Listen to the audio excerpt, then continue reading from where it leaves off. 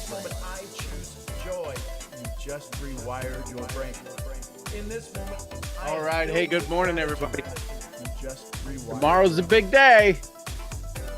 We are starting with the 5-day challenge of the DMP, the purpose code. How do you get more out of every moment? You simply stay focused on it. We're going to talk about that tomorrow, getting started 11:30 a.m. to 1. 5 days, and there's the VIP. Some of you have enrolled for the VIP. You can learn more about that at SeanGMurphy.com. There's a little pop-up there that happens, and you can learn about that, or you can go directly to SeanGMurphy.com/DMP 2025. Okay, we are here. Stop, make sure the music stopped. Good morning, everybody. We are talking about Think and Grow Rich. We're on chapter 13. Is it chapter 13? Hang on, let me just confirm. Chapter 14, that's right. The 13th step towards riches. Building character through autosuggestion. So one of the things that Hill talked about is he talked about his invisible counsel. And this invisible counsel, the brain doesn't know whether they're there or not. If you're talking about something, if you're having a conversation, when you're arguing with somebody and they're not in the room, when you're frustrated, aggravated, agitated with somebody and they're not in the room, those are invisible counselors you are talking to. You're talking to your I'm mad counselor. So what would happen if you're talking to your success counselors? If you talk to your mastermind? So this sixth sense that he talks about is your ability to build a mastermind in your own mind and have conversations. So he uses it as a form of auto-suggestion. So building character through auto-suggestion. Being an earnest student of psychology, I knew, of course, that all men have become what they are because of their dominating thoughts and desires. I knew that every deeply seated desire has the effect of causing one to seek outward expression through which that desire may be transmuted into reality. Now, I hope you understand. I hope I can express the gravity of this statement. All men and women have become what they are because of their dominating desires. So, how many of you would say you know somebody who's a grumpy person? How many of you know somebody who you would say they're a happy person?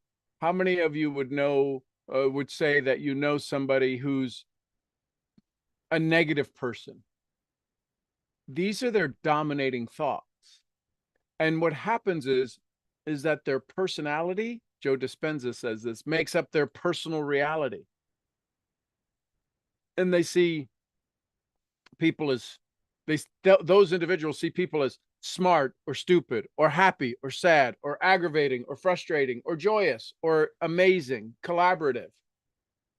How you see the world is based upon your dominating thoughts. And if your goal is to become rich, and Wallace D. Wattles says, it is your right to be rich. Bob Proctor says you were born rich.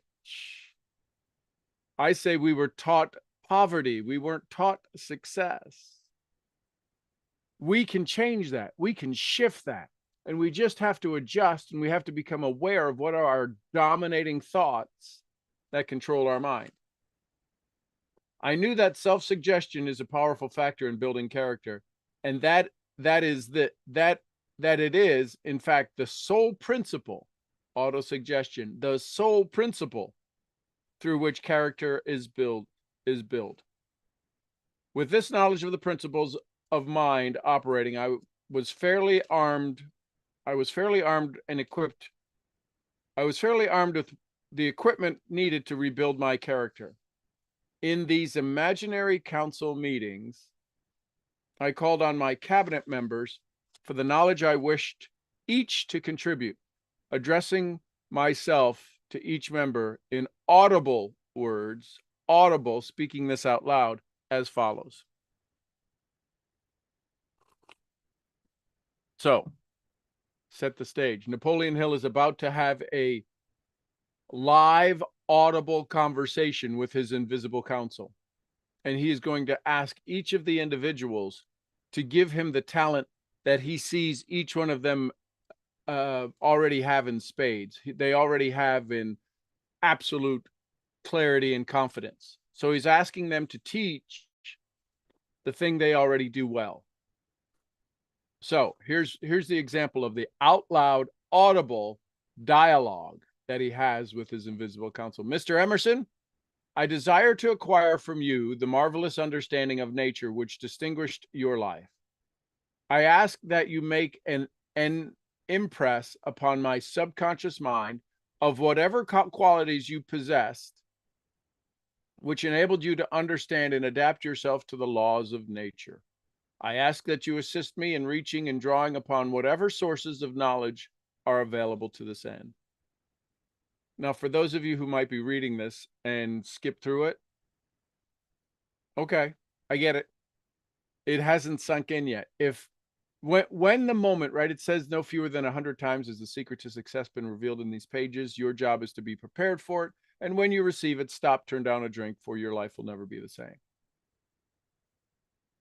This, to me, is one of the secrets that's been revealed on the pages in this book.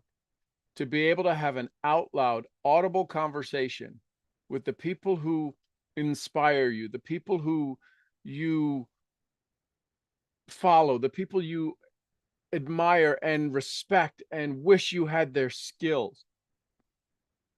You can ask for them. Mr. Burbank, I request you pass on to me the knowledge which enabled you to harmonize the laws of nature that you caused the cactus to shed its thorns and become edible food. Give me access to the knowledge which enabled you to make 2 blades of grass grow where but one grew before, and helped you to blend the color of the flowers with more splendor and harmony, for you alone have successfully gilded the lily. Napoleon, I acquired, now this is probably Napoleon Bonaparte. I desire to acquire from you by emulation the marvelous ability you possess to inspire men and to arouse them to greater and more determined spirit of action. Also to acquire the spirit of enduring faith, which enabled you to turn defeat into victory and to surmount staggering obstacles. Emperor of fate, king of chance, man of destiny, I salute you. Mr. Payne, I desire to acquire from you the freedom of thought and courage, and the courage and clarity with which to express convictions which so distinguished you. What do they say? What do they say when you copy somebody? It's the highest form of flattery. Imitation. Imitation is the highest form of flattery. He's wanting to imitate these individuals. He's wanting their best of, their world-class quality.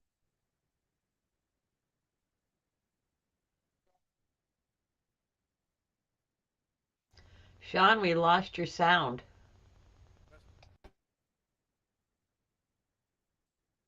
Hello, hello. Thank you. Okay. Mr. Darwin, I wish to acquire from you the marvelous patience and ability to study the ability to study cause and effect without bias or prejudice, so exemplified by you in the field of natural science.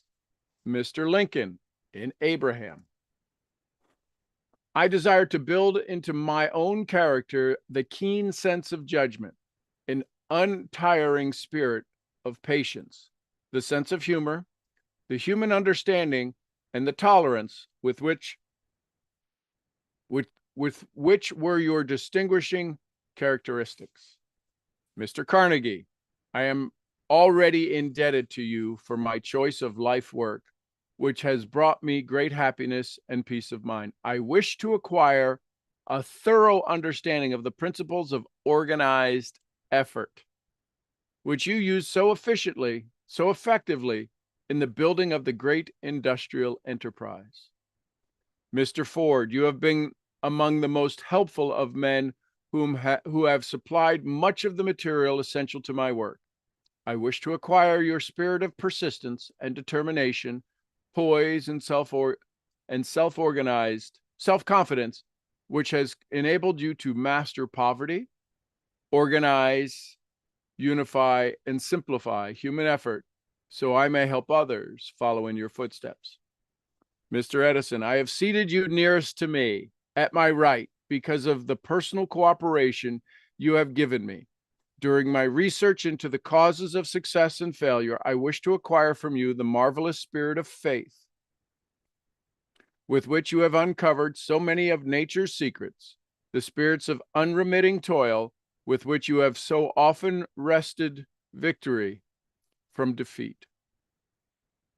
My method of addressing the members of the imaginary council would vary according to the traits of the character in which I was, for the moment, most interested in acquiring. I studied the records of their lives with painstaking care. After some months of this nightly procedure, I was astounded by the discovery that these imaginary figures became apparently real. Each of the 9 men developed individual characteristics which surprised me. For example, Lincoln developed the habit of always being late, then walking around in solemn parade. When he came in, he walked very slowly with his hands clasped behind him, and once in a while he would stop as he passed and rest his hand momentarily upon my shoulder. He always wore an expression of seriousness upon his face. Rarely did I see him smile. The cares of the sundered nation made him grave. That was not true of the others. Burbank Payne often indulged in witty repartee, which seemed, at times, to shock the other members of the cabinet. One night, Payne, this is all happening in his mind, ladies and gentlemen. This is how much this has taken over. There is a thinking stuff from which all things are made that permeates, penetrates, and fills the inner spaces of the universe. A thought held in this substance. Him actually bringing these people to life in his mind caused them to have their own kind of conversation going on in his mind. One night, Payne suggested that I prepare a lecture on the age of reason and deliver it from the pulpit of the church, which I formerly attended. Many around the table laughed heartily at the suggestion. Not Napoleon. He drew his mouth down at the corners and groaned so loudly that all turned and looked at him with amazement.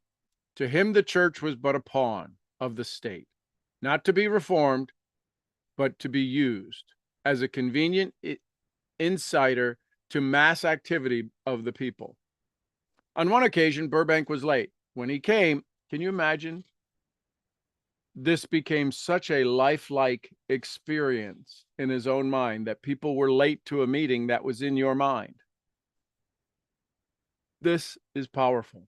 I hope I'm giving it the gravity that it so needs. I hope you're hearing a little bit of the gravity of what this has on the impression of you getting what you truly want, what you think about and think about, you will bring about through this council. On one occasion, Burbank was late. When he came, he was excited with enthusiasm and displayed that he had been late because of an experiment he was making, through which he hoped to be able to grow apples on any sort of tree.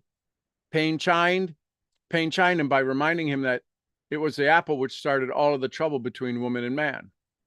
Darwin chuckled heartily and suggested that Payne should watch out for little serpents when he went to the forest to gather apples, as they have had the habit of growing into big snakes. Emerson observed, no serpents, no apples, and Napoleon remarked, no apples, no state. Lincoln developed the habit of always being the last one to leave the table after each meeting. On one occasion, he leaned across the end of the table, his arms folded, and remained in that position for many minutes. I made no attempt to disturb him. Finally, he lifted his head slowly, got up, and walked to the door. He turned around, came back, and laid his hand upon my shoulder and said, "My boy, you will need much courage if you remain steadfast in carrying out your purpose in life. But remember, when difficulties overtake you, The common people have common sense. Adversity will develop it. One evening, Edison arrived ahead of all of the others. He walked over and seated himself at my left, where Emerson was accustomed to sit, and he said, "You are destined to witness the discovery of a secret of life. When the time comes, you will observe that life consists of great swarms of energies or entities, each as intelligent as a human being thinks themselves to be. This unites the life group together like hives of bees, and remain together until they disintegrate through lack of harmony." If I could tell you there's another secret to the pages, that would be it right there. Understanding this true idea, this true grasping this effect that's happening right now in front of you is significant. When the time comes, you will observe that life consists of great swarms of energy or entities, such as intelligent as human beings think themselves to be. These units of life group together like hives of bees and remain together until they disintegrate through lack of harmony. These units have differences of opinions, the same as human beings. They often fight amongst themselves. These meetings which you are conducting will be very helpful to you. They will bring to your rescue some of the same units of life which served the members of your cabinet during their lives. These units are eternal. They never die. Your own thoughts and desires serve as the magnet which attracts units of life from the great ocean of life out there. Only the friendly units are attracted, the ones which harmonize with your nature of your desires. Now, it doesn't say only friendly units arrive. They're saying only friendly units are attracted. The ones which harmonize with the nature of your desires. So if you're negative, what's the most non-harmonizing energy to a negative person? A positive person. That's why people who are negative hang out with other negative people. That's why they're the ones they can have conversations with and everybody's on their side. Did y'all get that? From the life force, the things you think about, only the friendly entities will arrive. The ones which harmonize with the nature of your desires. So if you're sad, you're going to get sad energies, sad entities. You're going to wind up seeing things repeat over and over. It's like somebody in a bad relationship. They get out of it, they get into another one. And we're like, what are you doing? Can't you see that? No.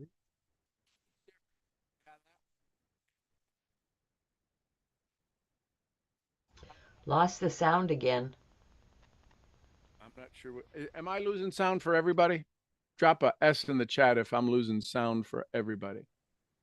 Or a 1 if you've heard me. Yes, I Okay. can't hear you either. Interesting. Isn't that fascinating? I And- can hear you. Okay. Well, very cool. Ruth, I never seem to cut out at all for you. You cut out, but it almost seems like you pulled away from the mic and came From the back. mic. Okay. I'll hang out closer to the mic. To the other members of the cabinet, though the other members of the cabinet began to enter the room, Edison got up and slowly walked around to his own seat. Edison was still living when this happened. It impressed me so greatly that I went to see him and told him about the experience. He smiled broadly and said, "Your dream was more a reality than you may imagine it to have been." He added no further explanation to that statement. Man, this is so powerful. These meetings became so realistic that I became fearful of their consequences and discontinued them for several months.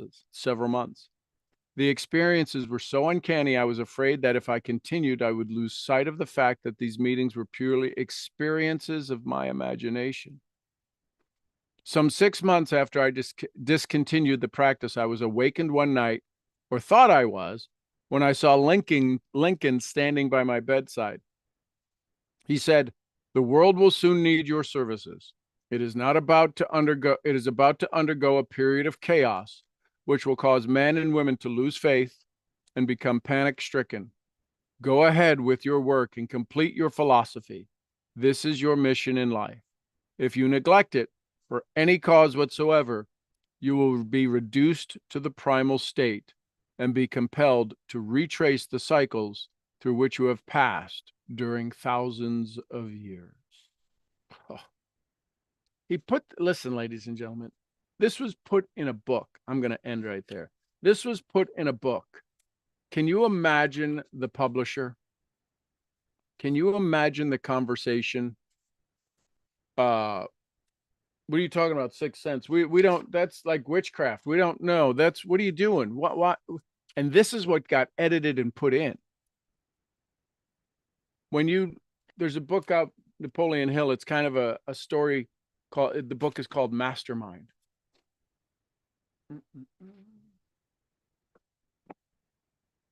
Mastermind by Napoleon Hill. It's supposedly about the encounters of his life as he went through his life. So imagine you're having this conversation, 1937, 1936, 1935. You're talking about publishing this book. You go to the likes of Emerson,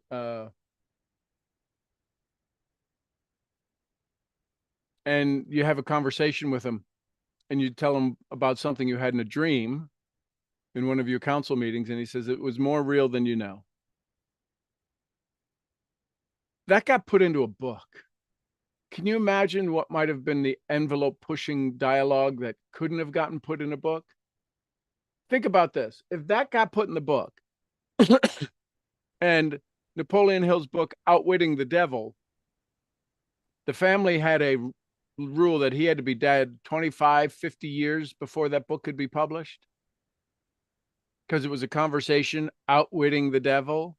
That book he wrote while he was alive. It wasn't published till 50 years after his death, 25 years. Sometime the wife said if that got published while we're alive, it would ruin him.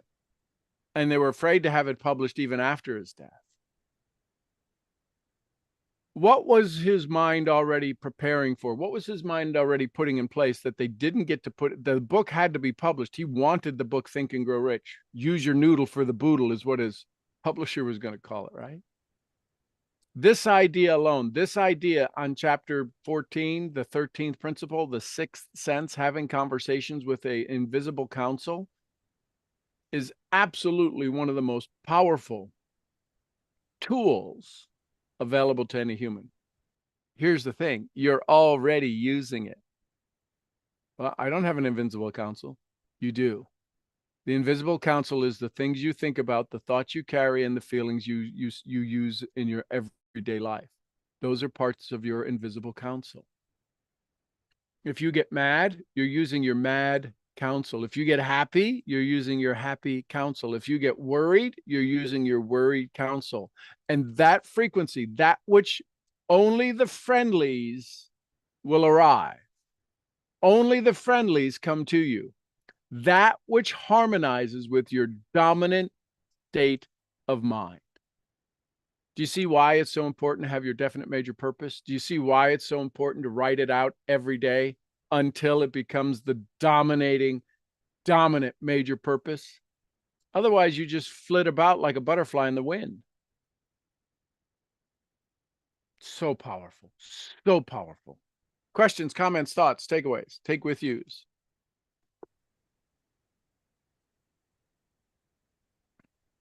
Questions about the upcoming challenge. 11:30 tomorrow morning. I have a question. Good morning. Yes, Ruth. Good morning. So I understand his mastermind group and how he uses it, but how did he? It's not again. So the words don't get confused in your brilliant brain. Mastermind, you have a particular image of. You call this what it was, invisible counselor. Now, it is a mastermind, but let's separate the two just for the beginning of the dialogue. So ask the question again with his invisible counselors. Well, how does he know how they're going to react? Did He he doesn't. research? He doesn't. He's not Does he making the assume? reactions. Imagine if you had a conversation with your son or daughter in your head in preparation of a dialogue. You can anticipate when you start to allow that frequency, the universal intelligence, when you allow the harmony of that individual to start to flow into the message, you'll get answers. You've had intuition before. You've had a voice say you need to call somebody, right? Yes. That's your invisible counsel. We just don't call it that. Hey, I was just thinking about you. What made you, the conscious mind, think about somebody in such a way that caused you to consciously adjust your day, adjust your being to allow them in? Invisible counsel, infinite intelligence, God source, connection. Oh, that happens all the time to me. Yes, that's your invisible counsel. So he just chose these He men. chose those people because he wanted a particular attribute, a particular uniqueness about those individuals. As you heard him go through the conversation, Darwin, I want you to give me the patience to understand something at its depth, right? Ford, I want you to give me the ability to be disciplined. Carnegie, I want you to continue to allow me to expand the possibility and create harmony among people. So he asked them for their highest and best quality. So mine, Larry Prophet, was the hugs. I'm known for my hugs. I know people a lot of times say, oh, I just love the hugs that Sean gives. That came from Larry Prophet. Which came from Masuda. Yep. Mm-hmm. So Larry Prophet, whenever I go to an event, I say, Larry, you ready? We're going to go get some hugs. He's literally there. Mm-hmm.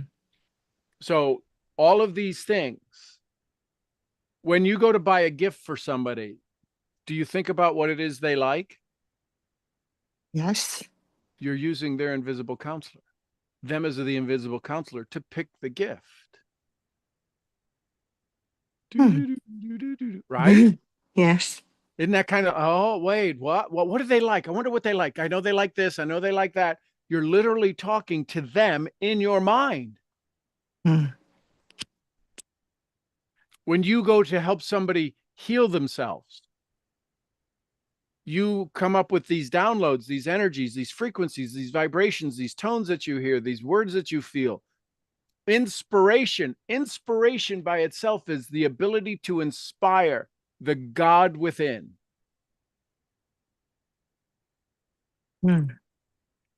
So we are speaking to the God within them to activate. We are talking to their counselor of vibration. We are accessing an intangible frequency in their spirit to turn on a switch so they can activate their best version of themselves. That's why Jim Rohn would talk about the big difference between motivation and inspiration. You motivate an idiot, what do you get? A motivated idiot. You inspire somebody. Inspire means God within. And when you inspire, inspiration is activating the God within them. So he's able to create this inspiration from these people in his mastermind. Because it's done with an without knowing. intensity.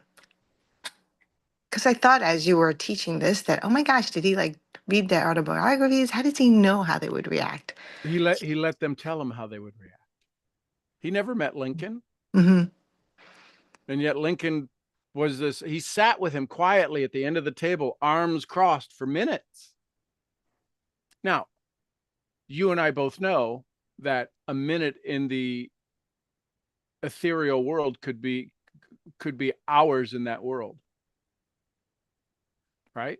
You can transgress the time and space. We can go back to 1800 instantly. without having to go back to, we can go to 2626 instantly, because everything is energy and we can be any place at any time in any moment. What we think about and think about, we bring about. So he would literally let them unfold. I promise you. So I do this. I have my invisible counselors in the evening and in the morning. All right. Mother Teresa is one of them. This little tiny peanut, she barely comes, she's barely bigger than my waist. I mean, taller than my waist. She comes up to just below my chest. And she has her white habit on, and her hands are always, and they're just these amazingly calloused hands of hard work, and they're cracked in her smile. And yet when she enters, I get emotional because it's so real to me. When she enters the room, I'm sitting in my bed, I'm sitting in my chair, I'm sitting wherever I'm doing my morning meditation, and this feeling literally makes me turn my head to when she walks in the room. Wow. And that is that's one of the greatest secrets. Desire is important. Yes. When your desire, this is why the DMP is so critical. So critical. I mean, it's not important. It is critical. It is almost impossible. Actually, it is impossible to do it without a DMP.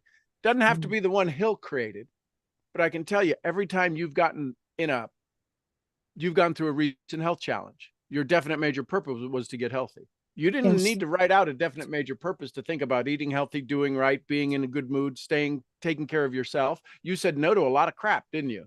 Yes. Yeah, because that was your definite major purpose. Why do we have to always have our back against the wall to have a purpose that says, I'm going to take care of me?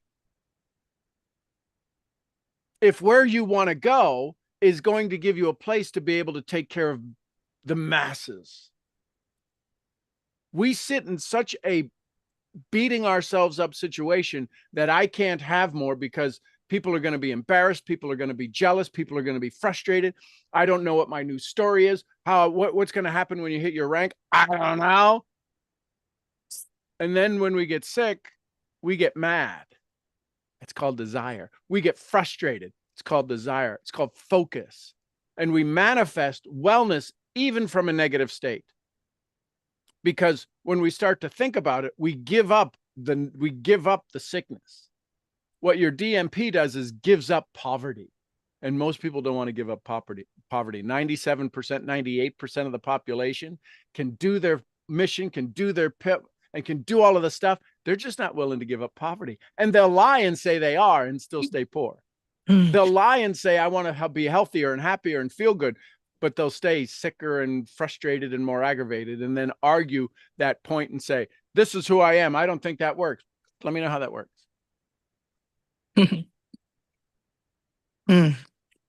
Thank you for the clarity. You're welcome. Now that you hear it, what changes, if anything? Well, I couldn't figure it out how he was doing it, but this makes a lot more sense. You already know how to use it, Ruth. Do you see? So you have to ask yourself, you have to ask, who came in and didn't understand this? That's your gremlin. Yes. That's not even your little negative naysayer who keeps you sick. This is your gremlin on, they are doing everything. Look over here. Look over here. Oh, go read the biographies. For what? That reading the biography doesn't bring them into your energy. You just bring them into your energy. Imagine they're sitting across from you. What are they going to say? Anyone. So I do it with my mother, who's passed away 20 years. Sure. But what would she say? But that's somebody I know. That's why when he was doing this. Imagine. So what would you say to somebody you didn't know? Hi, I'm Ruth. And then you know how when I ask you questions in your mind and you hear these answers and you hear these responses when we talk about your archetypes? Yes. They ain't no different. Hmm. Bring your art. So give me the name of somebody. Maya Angelou is one of mine. I've never met Maya Angelou. I've never seen her live, but I've heard her stories, and she has those glasses. She always wears those glasses. Doesn't matter if she's in my morning council or evening council. She wears those big black glasses. Her hair is always just divine. And she sits with that little laid back, and she'll have a little laugh before she says things. And I ask her, Maya, tell me about you. She starts to talk. She starts to tell me stuff. Now, people will say, you're crazy. My mentor would say, you're right. I'm rich. Let's move on. Anything else before I go?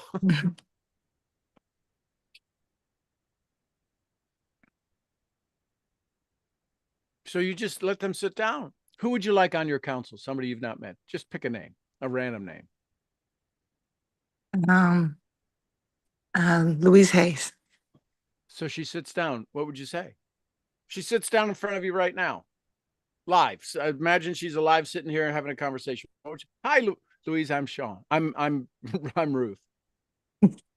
What would she say? Would she go, what the hell am I doing here? Would she say that? No. No, she wouldn't, because if that's the frequency that the people you want to mentor with don't have time for you, she will sure say that, because what did Napoleon Hill say? Only the friendlies will arrive. Mm.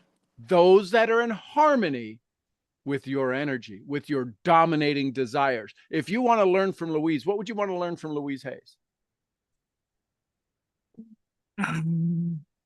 This is exciting. How to change the mindset easily. Excellent. So as you have say, Louise, listen, I want to be able to gain from you. Now you're asking her, listen carefully. When people ask you for something you do effortlessly, Ruth, is it a problem? Is it a challenge? Is it an effort for you to teach them, share with them, to give to them something you do effortlessly? Is it hard for you to do that? No, it's easy.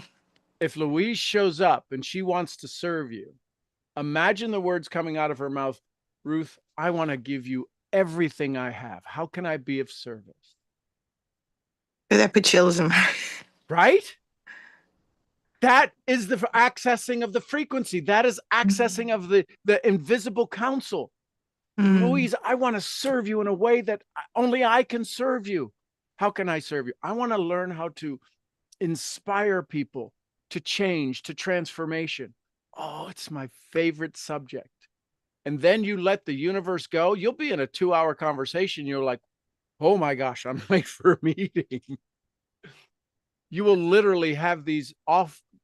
Michelle knows if she sees me and I don't wear earpieces. So if I'm doing all of this and nothing's happening, or if she hears me talking, she'll come out, go, who you? Oh, never mind. I got a pretty nice place, a pretty nice view to invite them to come look. Now they can see it from the other side of the lake too, because they're infinite energies. I just invite them to my back porch or to my bedroom, or to invite them up to the sheep. Mother Teresa loves the sheep. I'll get inspiration. When I'm carrying Anura, because she keeps getting out. She goes from that pasture to this, and so I carry this little peanut, and I'm talking to her, and I'll hear this voice in my head going,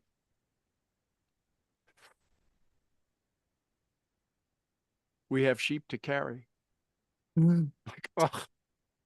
And then my mad at Anura for getting out is like, ugh. She looks at me and she goes, are you okay? Why are you crying? So that's all you do. There is no, it's in harmony with your dominating desire. Anyone could show up. Anyone. Very cool. Ask your mom, hey, go introduce me to Louise. I got to go back to the real world. You're over there in the spiritual world. Go talk to Louise. Go find anybody else. Ask Louise who I should meet with. Isn't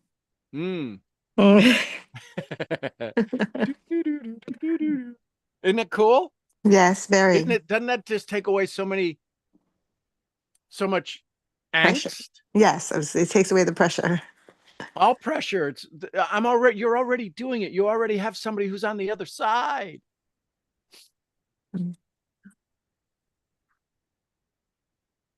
Yeah, I can hear it. I love it.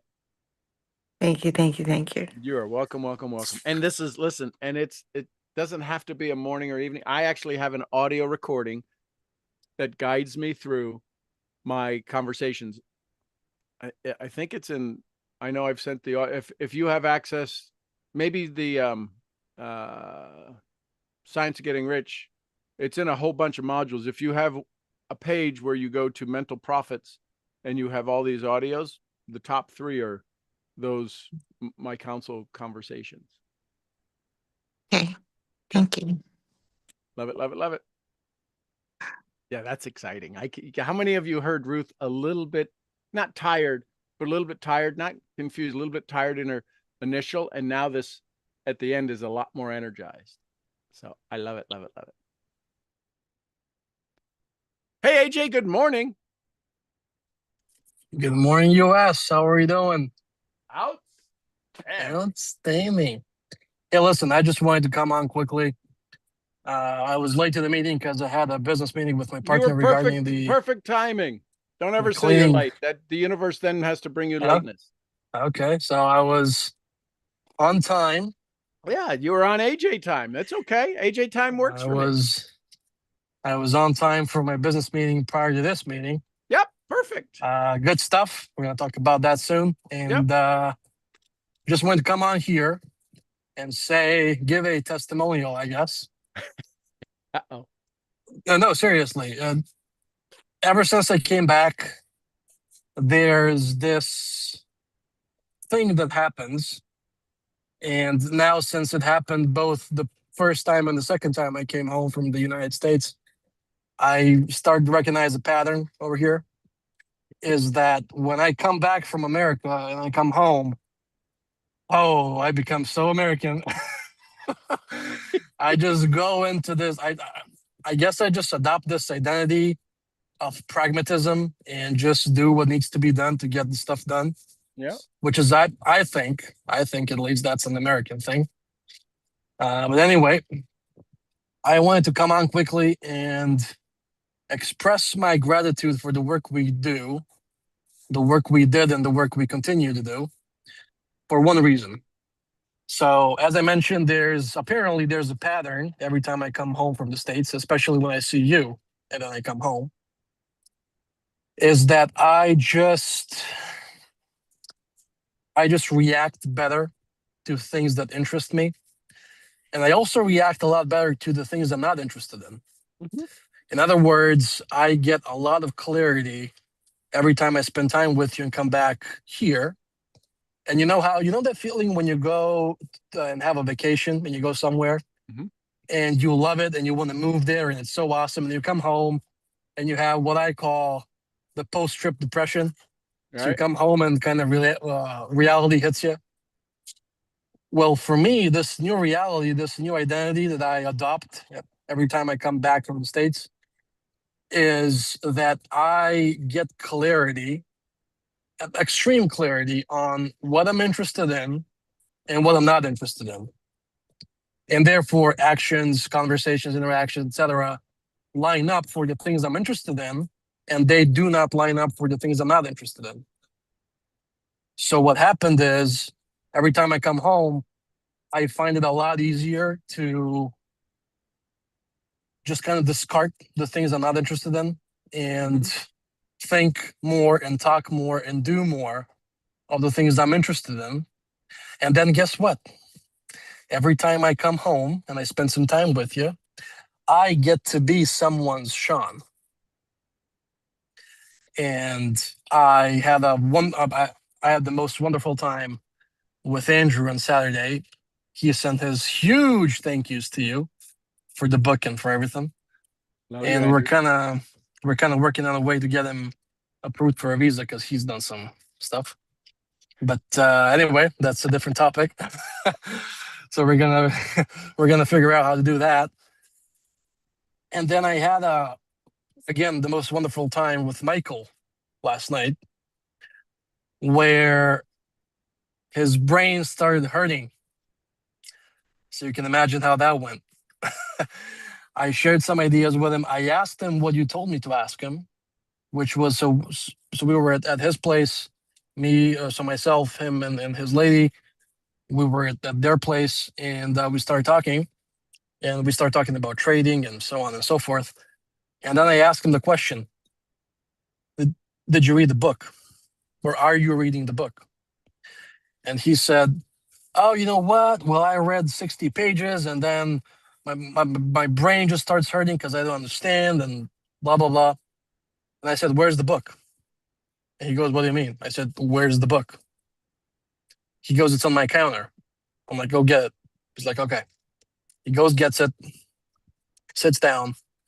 And I said, this book you don't read, you study. He said, what do you mean? And I said, oh, you poor thing. I'll tell you. So we get into this conversation. I share some ideas with him. And after probably what was a 4-hour conversation, I realize and tell him that we have only covered the first line in the book, which is thoughts are things. And therefore, the person that has, what was it? It was a burning desire, perseverance, I think, and the definition of decision, or like making a decision. In Serbian, it's a bit different, obviously. So, Right. anyhow, after what seemed to be a 4-hour mastermind, I tell him that everything we talked about for the past 4 hours. Now, mind you, at this point, he was kind of rubbing his eyes, he was yawning, he was massaging his head because he told me my head hurts, my brain hurts. And I was like, everything we talked about for the past 4 hours is the first line in the book, the first sentence. He was like, oh my gosh. So I want to say to you, thank you for the work you did with me, you do with me, and you continue to do with me, and for the work we will do, as I have some ideas which I'll share with you afterwards. By the way, as well, what happened was, you know how we spoke about the sales coaching thing and etc. You sparked an idea in me. I come on, I talk to Andrew. He works with a guy that does somewhat similar to that, but he teaches business. So him and his wife, they are business partners and I guess partners in real life. And what they do is they take over companies. So if you're a business, so if you don't have a business, they teach you how to open one. If you have a business, he's a numbers guy, she's a people person. So they come, they analyze your business, they tell you exactly what to do, number side, people side, and people have astonishing results with them. So they do kind of business coaching, which is similar to what I want to do. And in a country where people make $1,000 a month, they have 250 clients that pay $1,000 a month right now. So they earn $250,000 per month right now here, which kind of demolishes my point that we talked about that it's a shithole over here. Wow. So what happened was you sparked the idea. I talked to Andrew in amongst other things that we talked about, which was just him being interested in my takeaways from the 7 days spent with you. I told him about the thing and he said, oh my gosh, you freaking idiot. And then we jotted some stuff on the piece of paper where he told me what he learned from him, because the guy is a lot more business oriented versus personal development. Yep. And then we made a business plan on exactly what to do to start. Yep. Oh, wow. Huh. And it's funny how that works. So it's funny how we were able to, again, it was about, we were at the lake, we were at the restaurant. At one point, the owners gave up and they went home. They left me with the key. So we were out there after hours, talked about some beautiful things. And it's funny how things work when you have a DMP. With that being said, I am extremely excited to see what's out there over the next couple of days this week, because I'm sure you got a lot of stuff in the store prepared for us. I know you got a lot of cookies out there. Well, And overall, just to give you an idea, yep.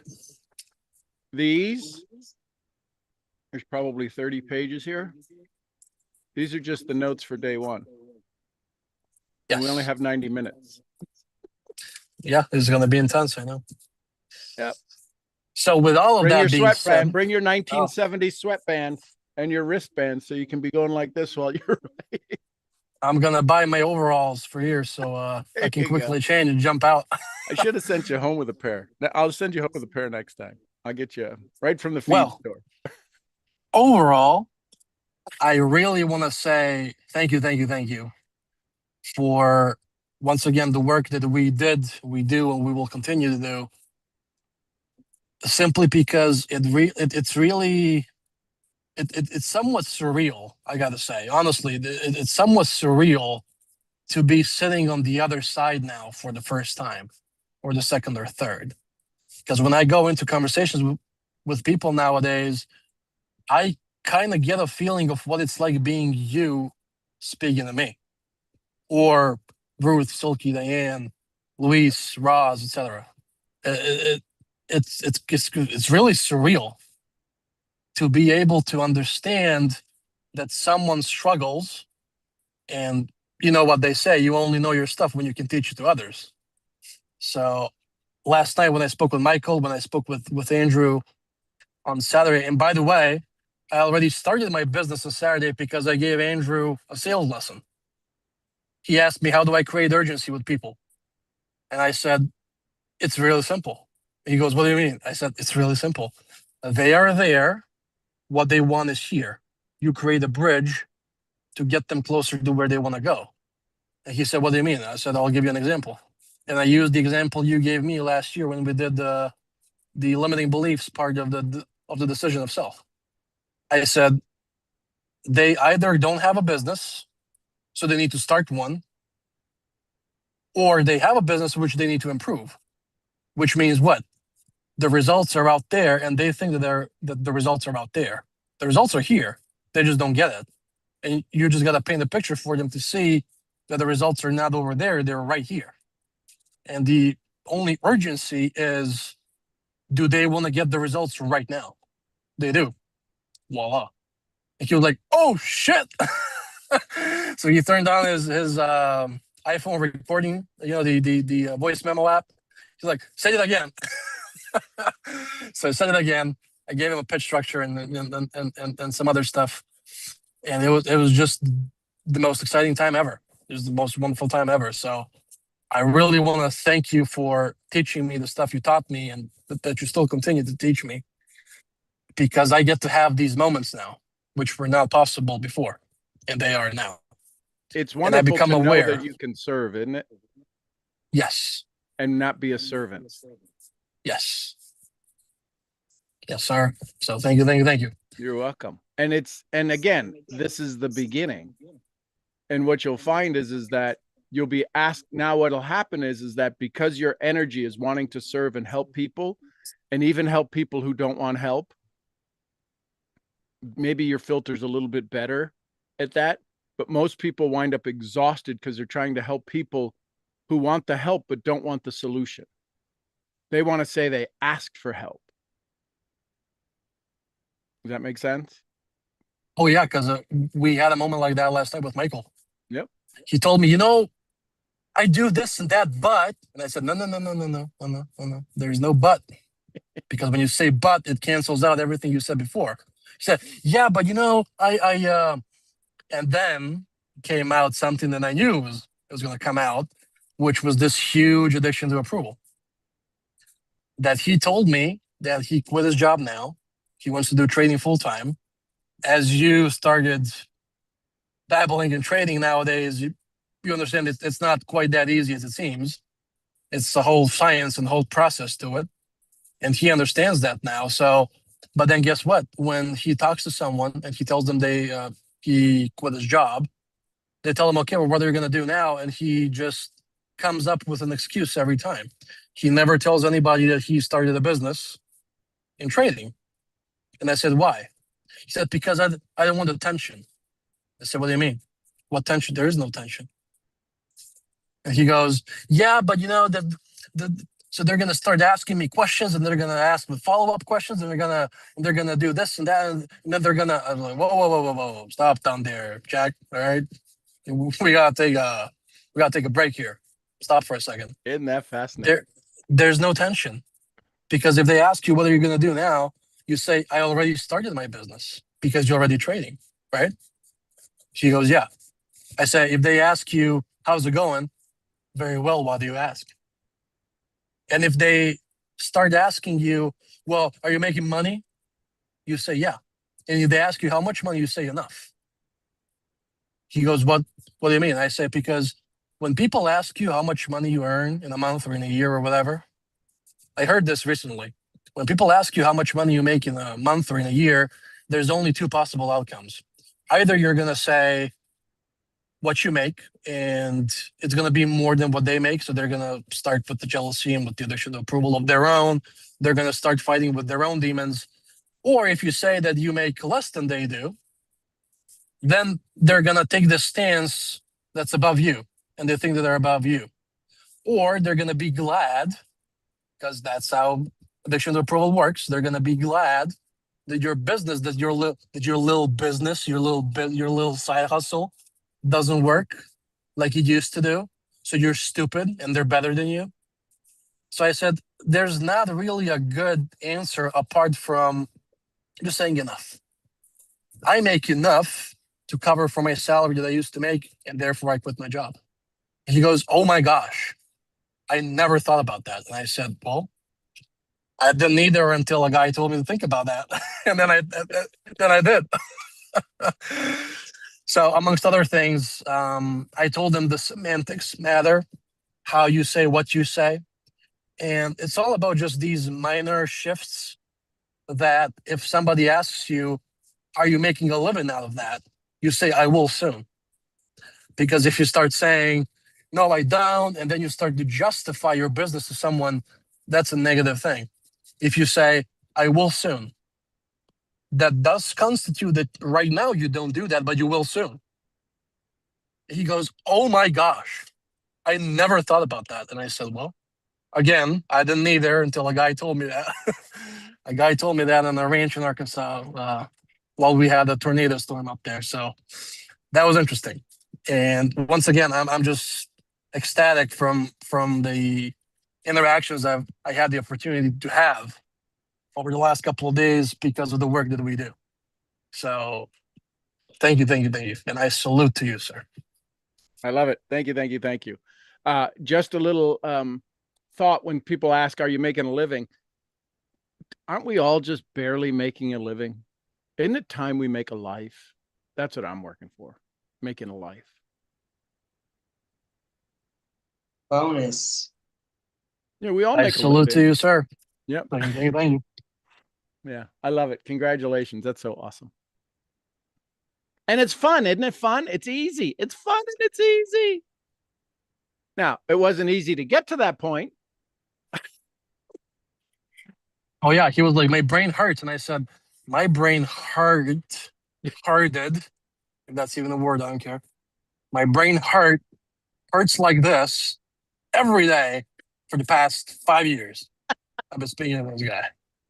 So I was like, you know what? I'm going to mentally rape you nowadays just for your own benefit. He was like, yes, let's do that.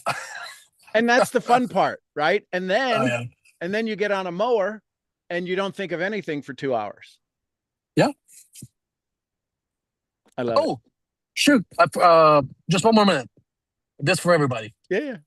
As I was speaking to Michael last night, we got talking and he told me, I work, I do trading, but then because Did you hear his voice change when he's talking? You can hear the angst and the sarcasm and the I do trading. I do trading, and because he lives in the countryside, he has a little ranch of his own, 30 acre European acres, not your acres. Okay. So that's like 0.3 of your acres. Anyhow, as you might know, as someone who lives on a ranch, there's always work to be done around the house, around the yard, they also have chickens. They got a couple of hunting dogs. They got, some stuff out there. They got some fruits and veggies and whatever. They got a little garden and so on. So there's always work to be done around the property, as you know this. And he goes, so right now what they're doing is they're building a fence. Mm-hmm. But they're building a cement fence. Okay. Anyway, he goes on to say, yeah, well, I do training in the morning, but then I'm thinking about the fence that I have to do later on. And then when I do the fence, I think about how I'm not trading. And I always think about it's not enough and I should be doing more and I should be studying more and blah, blah, blah. And I said, whoa, slow down there, girly. I said, if you think you're not doing enough, it's because you're not doing effective work. He says, what do you mean? I say, well, when you trade, now sorry for the language, but when you trade, are you going to be trading and then going to the bathroom, taking a dump, and then you're going to go make breakfast, and you're going to talk on the phone, then you're going to scroll on Instagram, then you're going to be just, practically jerking around, not doing anything, glancing over at the screen? Or are you going to be ready, sitting in front of a computer for a 2-hour period that you have every day and trade? And then when you go do your fence, are you going to be doing your fence for an hour, or are you going to be doing your fence and thinking about 1,000 other things? And he goes, well, you see, I never thought about that. And I said, well, do you do that or not? And he says, no. I said, I know you don't, because nowadays, a lot of us cannot even go and do a number 2 without their phone, which practically means, once again, I excuse myself for the language, we can't take a dump without multitasking, looking at Instagram or whatever. And I said, start thinking about effective work. When you trade, you trade. When you're with your lady, you're with your lady. When you're doing this, you're doing the fence. And grab lunch, you grab lunch. How many people nowadays are sitting and having lunch or drinks, and they're sitting together and they're looking at their phones? So they cannot even go out and have drinks effectively. So start thinking about effective work. And then as I was coming home, I was driving home, I was like, oh, should I do effective work? I was like, I was preaching about effective work to this guy. Do I even do it? But yeah, so that's another thing that kind of got downloaded to me last night. Just thinking about effective work. And do we really do, when we work, do we really work? When we sleep, do we really sleep? When we go to the gym, do we really go to the gym? Or are we looking at Instagram in between sessions or in between sets or whatever? And are we really working? And if we do, and if we actually start doing that, are we going to have a productive session? Are we really going to max out the potential or not? And at that point, he really started massaging his head because he was like, oh, I can't do this anymore. So then we stopped. I was like, okay, I'm off now. See ya. He's like, oh, okay. So see ya. Let me know how the tornado works out. Oh yeah, how's that working for you? I told him that a couple of times. He was like, oh, you mother flicker. I was like, you asked for it. So that's it. And then make sure you follow up what you probably did. What'd you learn? What'd you like? You want to leave them at least with one thing, right? What's the biggest thing? And the reason why that's so powerful for all of us to use is because you can talk for 4 hours. What'd you like? What'd you learn? And what'd you like? What'd you learn lets them be in their head. Everybody wants to be smart. Then what'd you like is that emotional feeling. You usually watch everybody turn away. And if you can leave them with one thing that's the most dominating thought in their mind, you can then have the conversation with them or the follow-up with them going, still thinking about this, still loving about this. And so it just changes the way they look at things. That's awesome. Congratulations. It's fun. And 4 hours went like like a flash. Yeah. This is Alex Murphy Jr. right here. I'm just kidding. I was kidding. So thank you once again. I love it, love it, For love it. allowing me to have these moments. Being someone's Sean, that's crazy. Well, you get to be someone's Alec. And that's going to be the fun part. I love it. Thank you. Thank you. So cool. Yay. Anyone else? Thoughts, comments, questions, takeaways? I know we're a little over. Any other thoughts, comments, questions, takeaways?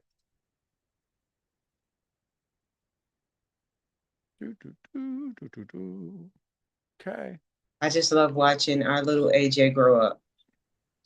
Isn't it funny to watch him for the last 5 years? Yes. Yeah. Amazing. Yeah. It's and the funny thing is that we don't remember. I can remember, but because when we step, and here's the neat part, We don't say, oh my gosh, he's so much different. We say, oh my gosh, he's becoming who he's meant to be. This is why I call what we do here undevelopment. Undeveloped. Every one of us needs to undevelop the things that are not working. Yet some of us, I say in general, some of us are afraid to step into our new identity. I got to get out of my comfort zone. No, you've got to leave this pain zone for a new pain that will reveal the most comfortable life you've dreamed of. And that's where most people aren't prepared for. They're not ready to step into their light and into their life and into their dreams. Because if they do, let me ask you, I want you to think about your highest and best version of you right now. If you go through your day, how much complaining is in there? How much wanting is in the dream day of your life? How much wishing is it? Don't you just think it and it appears and it arrives? How much angst and anxiety and frustration and arguing? How many times do you discuss money? In your dream day, in the day of your dreams, in the day of your wishes, in the best day of your life, do you ever talk about the price of anything? And if the answer to that is, well, no, there would be no reason to, because I'm smart with my money. I'm not buying things that are ridiculous. And I can invest in anything I want. I can donate to any place I want. I can do anything I want. What's that phrase? You can do what you want, when you want, where you want, with who you want, for however long you want. Isn't that the dream? Isn't that the zone you want to get into, the true zone of comfort and excellence? And we won't leave this zone where pain and suffering and frustration. It's why a DMP is necessary. By some form or fashion, by some way, you have to have a desire to leave where you are and to work on becoming the person who sits in your dream day all the time. That is all you're required to do, is to become the person who is that individual and become that individual of greatness, of success, of joy, of happiness, of peace. Become it now. Because until you become it now, it can't happen then. Because even the then is when is now. And that's what a DMP does. Bonus. That's the only thing it does. When people who are sick, the only way they get healthy is to be healthy now. They start eating right. They start thinking right. They start dreaming right. They start writing right. They start doing all of the things now. And the disease says, oh, I guess you don't want us here. Nope. I was having a conversation with somebody else and I said, I don't get sick. I don't. I'm healthy all the time. I allow my body the space to hold on to something for a day or two for somebody, if need be, if the universe can't find anybody else who wants to have a cold or wants to have a sore throat or wants to have anything. And if I can hold on to it for a day to give somebody a chance to heal their body so that they can then have it back, I'll do that. I'm okay to be a surrogate. It's only for 2 days. I don't get sick. I don't have that in my frequency. I know people who are sick 2 or 3 times a quarter. You guys have seen me come on here maybe once or twice in the 5 years with a little congestion. Then it's gone. Never missed a day because I was sick.